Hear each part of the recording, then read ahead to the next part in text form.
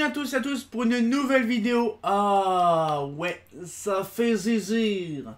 Donc du coup, ouais, donc vous avez vu sur l'avatar, c'est une BF, hein, mais bon, là on va voir des BF un peu spéciales. Et on va voir des lampes un peu cheloues. C'est vrai quand même que des fois, on est en France, donc du coup on a des lampes bien précises, on va dire traditionnelles, qu'on connaît, une BF 125 en E27, vous voyez, des trucs traditionnels. Sauf que là, on va voir un petit peu les petites perles toutes sympatoches. Vous savez, les trucs qui sont moutons à 5 pattes, comme on dit souvent. Bon, souvent, hein. Et donc, du coup, là, je vais vous faire découvrir des lampes au SRAM et une lampe un peu plus spécifique. Mais on va voir des lampes à décharge qui sont pas vendues en France, mais qui sont vendues ailleurs dans le monde. Hein, surtout en Amérique ou en Angleterre, c'est pas l'Europe, mais c'est voilà, c'est l'Angleterre. Donc du coup, bon, vous savez quand même que la BF 125, c'est une traditionnelle, et comme ça, bon, on va pas non plus faire un chipotage sur la BF 125. Sauf, quand même que vous savez, en Angleterre, ou en Allemagne, surtout que celle-là, elle vient d'Allemagne, on peut avoir des BF 125 en E40. Oui, c'est la même puissance, c'est la même lampe, sauf que c'est en E40. Donc là, franchement, je suis sur le cul d'en avoir une HQL 125. Voilà, une E40, une Mercure 125 en E40. Si ça aurait existé, je pense que ça devait exister dans les années 80. Or, on n'a pas de catalogue des années 80 d'Osram, mais je pense que ça devait exister en France. Donc du coup, ce qui fait, c'est que là, on a une lampe hors du commun. Donc on imagine à l'époque, on aurait eu des lanternes en BF 125, donc le grand classique dans l'éclairage public, mais en E40. C'est-à-dire qu'on aurait pu rétrofiter directement la lanterne en sodium 150, ni vu ni connu, sans changer la douille, bien sûr. Donc, du coup, s'il fait plaisir, voilà, donc une 125, c'est pas une 100 watts, hein, c'est marqué dessus. Je peux le montrer. Voilà, HQL 125. Voilà, donc c'est vraiment un truc de dingue. Et donc, du coup, là, donc, je suis stupéfait donc d'avoir ce lampe-là. Donc, du coup, là, une petite BF 125 traditionnelle qu'on connaît, sauf que là, c'est en E40 l'autre. Mais nous n'avons pas que ceci. Nous avons des autres lampes traditionnelles aussi, je pense, qui ont existé en France dans les années 80. Sauf que bien sûr, on n'avait pas bien sûr de catalogue Osram. Du coup, là, on va passer à la même chose, sauf que là, bon, 125, on connaît. En 80 watts, bon, voilà, 80 watts, c'est normal. Sauf que là, on a une HQL traditionnelle, une HQL 80 watts, MBF 80 watts. Sauf que là, la lampe, elle est en B22.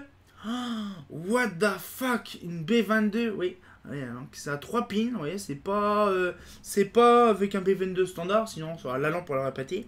Ça permet justement de différencier, je pense savoir. En fait, le B22 3 pins, je pense que c'était pour différencier les lampes standard et les lampes B22, donc de l'éclairage public. Donc, il faudrait que je trouve, bien sûr, une douille. B22 3 pins, alors je ne sais pas où est-ce que je trouvais ça, bien sûr, je pense que je rechercherai sur internet, mais ça fait extrêmement drôle d'avoir une B22 sur une BF. Franchement, je suis pas prêt en fait, il y a trop de trucs que je suis pas prêt en fait. Mais là, ça fait vraiment drôle de voir justement une petite BF 125. Donc, c'est la même composition qu'une BF 81, c'est la même chose, la même armature, tout ça, sauf que c'est le culot qui change. Donc ça fait extrêmement plaisir, bien sûr. Donc, voilà. Oui, c'est des boîtes vraiment des années 80, vous voyez. Donc du coup, ça fait vraiment plaisir. Donc là, on va passer à la 4e lampe, bien sûr. Là, c'est plus BF, hein, on va pas faire que de la BF. Là, vous savez quand même que les sodiums, hein, les sodiums traditionnels, on a la 50, on a la 35, ça arrive. La 35, la 50, la 70, la 100, 150, 250, 400, 600 watts et 1000 watts. Bon, on va pas faire le détail, j'ai fait une vidéo là-dessus. Or, en Angleterre, il y a des lampes pareilles. Alors moi, je vais vous montrer une sodium 400 watts. Hein. La sodium 400 watts, elle a une particularité. Donc, c'est une 9T zone T traditionnelle 400 watts. Sauf que celle-là, on sait très bien quand même que les sodium tubulaires n'ont pas d'amorceur interne. Ils ont les amorceurs externes. C'est pour ça qu'on voit toujours le petit triangle E. Hein. Et donc, du coup, là, celle-là, elle est spéciale. Parce qu'en fait, elle n'a pas besoin. Ouais, c'est une sodium 400. Sauf que dedans, il y a un petit truc bizarre de rajouter. Voilà, vous voyez. C'est un petit truc de rajouter, voilà. Et bien ça, en fait, c'est un starter. Et donc, celle-là, c'est une amorceur intégrée, comme les 70 watts ovoïdes poudrés. Hein. Donc là, voilà. C'est la première fois que j'en vois. Donc, je pense qu'on peut l'allumer sur une BF 400. Sur un appareillage BF 400. Parce que là, à la base, vous savez, une BF400 et une sodium 400, c'est la même puissance, sauf que la sodium, il faut un amorceur requis, justement, pour la faire fonctionner. Or, la même puissance, sauf que là, il y a un petit amorceur dedans. Donc, c'est une Nafté une Nafté Zone T 400 watts I. C'est tché. Hein. Donc, du coup, voilà, donc, moi, ça fait plaisir d'en avoir une. Donc, du coup, voilà, c'est des moutons à 5 pattes. Donc, voilà. Il y en a certains qui coûtent une blinde parce que c'est le frais d'envoi. Hein, voilà, c'est comme ça. Mais voilà, donc, du coup, je peux vous montrer même le carton. C'est pas un carton normal. C'est un carton marqué comme ça, vous voyez. Voilà, donc, c'est marqué, bien sûr, Made in Grande-Bretagne. Bon, Made in anglais, quoi. Made in roast beef. Mais franchement, je suis satisfait de ce lampe-là. Parce que je pensais pas en récupérer de ce machin-là. Bon, il suffit d'aller sur internet, vous trouvez ce qu'il faut. Hein.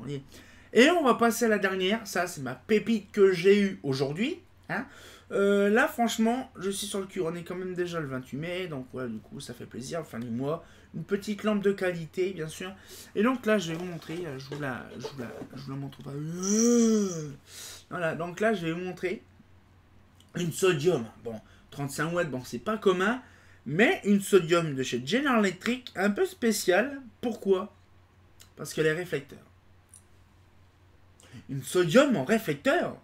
Oui, ça existe, bien sûr. Petite sodium réflecteur, toute sympatoche, avec un petit tube, on le voit très bien, le tube à décharge. Voilà, un petit tube à décharge de sodium, une petite barrette. Et c'est une sodium 35 watts.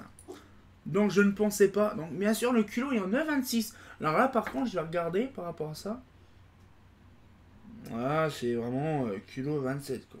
Sauf que le culot, on dirait...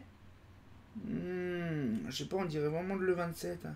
Je pense que c'est une ancienne dénomination. Parce qu'en fait, c'est marqué Reflector Food 86. Ah, elle date de 86. Et c'est une lampe américaine. Celle-là, elle est vraiment américaine. Ça m'a coûté un bras pour l'avoir. Une centaine d'euros, hein, je vous le dis comme ça franchement. Franchement, là, et je pensais pas avoir... vous savez, quand on est gamin, on a un petit peu l'énergie débordante, et on pensait récupérer des tas de choses. Sauf quand même qu'à l'époque, moi j'ai vu ça sur un vieux catalogue de 2000, 2007, à peu près, chez General Electric, donc le Spectrum.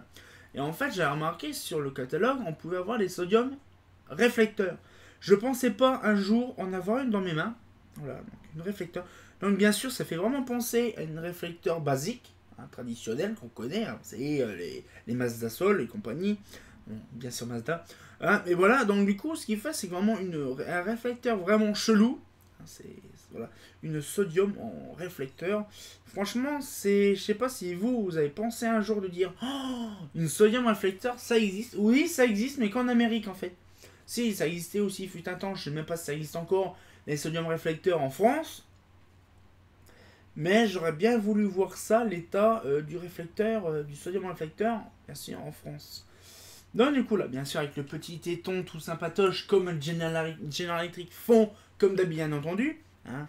Donc voilà, franchement, c'est vraiment pas mal. Donc je vérifie, je regarde. Franchement, c'est impressionnant. La lampe, elle est vraiment de qualité, c'est vraiment un truc de malade.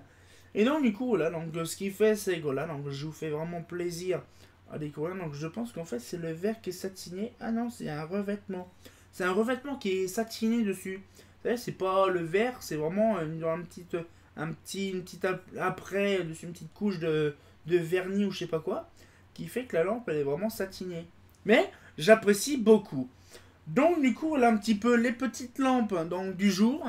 Donc je pense refaire une petite vidéo toute sympatoche plus tard. Parce que j'ai recommandé encore quelques lampes. Bon là c'est un petit peu les plus basiques. Mais j'ai recommandé les autres choses.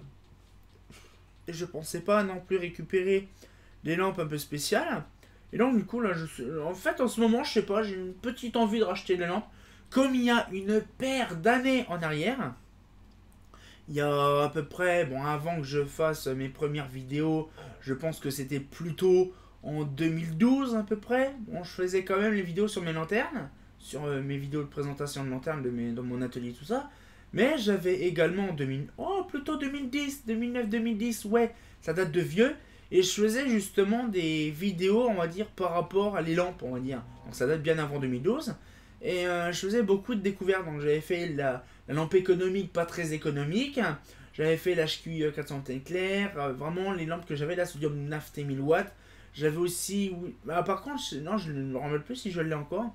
Mais j'avais une lampe mixte 160 watts en réflecteur. Voilà, donc une réflecteur mixte 160 watts, en plus clair. Franchement, c'était très rare à trouver. Je ne me rappelle plus c'était même quelle marque. Hein. Je vous parle de ça, c'était en 2009, donc encore les BF existaient encore. Hein, vous voyez. Franchement, il y a quand même pas mal de trucs quand même qu'on apprend de temps en temps en France. Hein, beaucoup de lampes et tout ça.